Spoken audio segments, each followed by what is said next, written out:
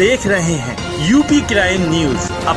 बाराबंकी में नव भारतीय किसान संगठन के जिलाध्यक्ष शोएब राइन द्वारा आज संगठन के प्रदेश कार्यालय रहमनिया कार बाजार में स्वतंत्रता दिवस की 74वीं वर्षगांठ को बड़ी ही धूमधाम से संगठन के समस्त पदाधिकारियों और कार्यकर्ताओं के साथ मनाया गया। स्वाधीनता दिवस कार्यक्रम की अध्यक्षता युवा जिलाध्यक्ष आफ्ताब अंसारी ने की। उन्होंने कहा कि यह आजादी हमें बड़ी कुर्बानियों के बाद मिली है। हमें उन बलिदानियों के त्याग को हमेशा याद रखना होगा जिनकी वजह से हम आज सुकून की सांस ले रहे हैं। वरिष्ठ उपाध्यक्ष सेठी चौधरी ने ललकारते हुए कहा कि दुश्मन देश सावधान हो जाए, अब हिंदुस्तान मुंहतोड़ जवाब देना सीख गया है। जिला प्रभारी आफ्ताब आलम ने देश की तरक्की की राह में रोड़ा बने कोरोना महामारी की जल्द खात्मे की दुआ की। प्रदेश महामंत्री मोहम्मद शमीम एवं जिलाध्यक्ष शोएब राइन द्वारा सामूहिक रूप से झंडारोहण किया गया। राष्ट्रगान के बाद अपने संबोधन में जिलाध्यक्ष शोएब राइन ने किसानों के हक की लड़ाई के लिए किसी भी हद तक जाने की बात कही। साथ ही कहा कि विरासत में मिली आजादी को हमें सहेज कर रखने की जरूरत है। भारत माता की जय, वंदे मातरम,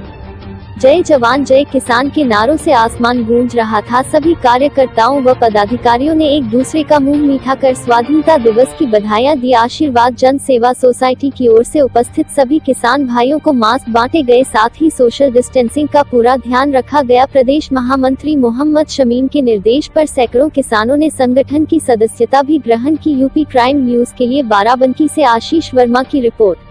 कि आज हम देश को आजाद पाए हैं और ये पूरी तरीके से बहुत अच्छी चीज है कि हम आप लोगों के बीच यहाँ पर जो है ये स्वतंत्रता दिवस का ये कार्यक्रम, ये हमारे किसान भाई जितने भी हमारे किसान भाई हैं सब अपना आपके बीच मौजूद हैं। और यही हम आज 74वां स्वाधीनता दिवस है और आजादी से लेके अब तक किसानों की स्थिति में आप क्या परिवर्तन देख रहे हैं? भाई 74वां ये आपका स्वतंत्र दिवस है तो इसमें जमीन आसमान का अंतर है। उस जमाने से लगा करके अब तक के जमीन आसमान का अंतर है। हमारी इस सरकार में नरेंद्र मोदी जी ने कुछ काम बहुत ही बेहतर किए हैं, उसको मैं तारीफ करने से चूकूंगा नहीं, क्योंकि बहुत से ऐसी चीजें उन्होंने की हैं। बशर्ते केवल हमारे माननीय प्रधानमंत्री हमारे नरेंद्र मोदी जी, हमारे राज्य के मुख्यमंत्री आदित्यनाथ योगी जी केवल अपने किसानों पर अपने जो भी मामले हैं, जैसे मान लीजिए बच्चों की फीस के संबंध में, और उसके बाद में आपकी डीजल पेट्रोल की महंगाई है, आपकी जो भी चीजें हैं जैसे किराए से संबंधित, तो हम लोगों ने हर चीज की एक लिखा पढ़ी भी दी थी। और सारी चीजें देने के बाद भी हम लोग आज भी उसके संबंध में बराबर सरकार को मांग करते हैं कि इन सब चीजों पे जैसे आपका स्कूल के संबंध में फीस है, जब बच्चा जाएगा नहीं स्कूल, हाँ तो ये अभिभावक ये घर से बैठे के ये फीस कहाँ से देंगे। और उसके बाद में जैसे ये गलत तरीके से जो पुलिस चालान कर रही है हमारे गरीब लोगों का, किसान लोगों का, जो भी महामारी और लॉकडाउन के पीरियड में, भाई लॉकडाउन ये तो खत्म मगर ये महामारी थोड़ी खत्म है। महामारी दिन पर दिन बढ़ती जा रही है और महामारी ऐसी नहीं बढ़ रही है, दिन रात समझ लीजिए। जिस दिन हम आप मीडिया के जरिए जब ये जान जाएंगे कि महामारी हमारी डाउन होने लगी, हमारी महामारी हिंदुस्तान में कम होने लगी है, तब हमको इस चीज का एहसास होगा, हमको सुकून मिलेगा कि आज हमारा हिंदुस्तान महामारी की लड़ाई में कामयाब हो गया। आपका मानना है कि आजादी के इतने वर्षों बाद भी आज भारत का किसान पूरी तरीके से आजादी नहीं प्राप्त कर सका? भाई अब भारत का किसान क्या, ऐसे ऐसे नियम कानून, भाई जो चीजें मान लिया सरकार ने दी तो है किसानों को, वो केवल कागजी तौर पर दी हैं। जब किसान और उसको जो भी पाने वाला शख्स है वो पा ही नहीं पा रहा है और उसको बीच के दलाल हैं वो सब पूरी तरीके से जो है उसको हावी हैं और जरूरतमंदों तक के वो चीजें नहीं पहुंच पा रही हैं। इसी की लड़ाई हम किसान यूनियन के लोग लड़ते हैं।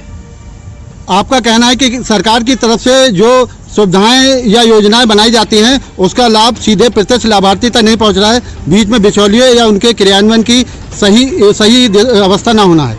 भाई मामला सामने ही है, जनता इससे जो है, हाँ बिल्कुल जनता की भी सारी चीजें पता है, हमारे अधिकारी भी जान रहे हैं, हमारे मीडिया कर्मी भी जान रहे हैं, हमारे व्यापारी भी जान रहे हैं, पूरे किसान जान रहे हैं। इस बात को लेकर के सारी सुविधाएं अगर मानते वहां से आ भी रही हैं तो ये जो है हमारे किसानों को, हमारे गरीब कुचले लोगों को नहीं मिल पा रही, जरूरतमंदों को नहीं मिल पा रही। ये बीच के जो है केवल जो है आगे की क्या रणनीति? भाई आगे की रणनीति यही है कि बहुत सी ऐसी मांगे हैं जिसके संबंध में हम आए दिन सरकार से लिखा पढ़ी करते हैं। जिला प्रशासन के हमारे जिलाधिकारी के माध्यम से हम अपनी सरकार से मांग करते हैं।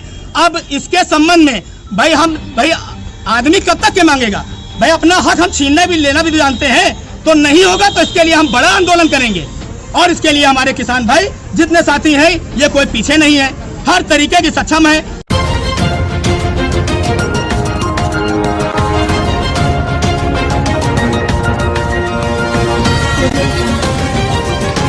आप देख रहे हैं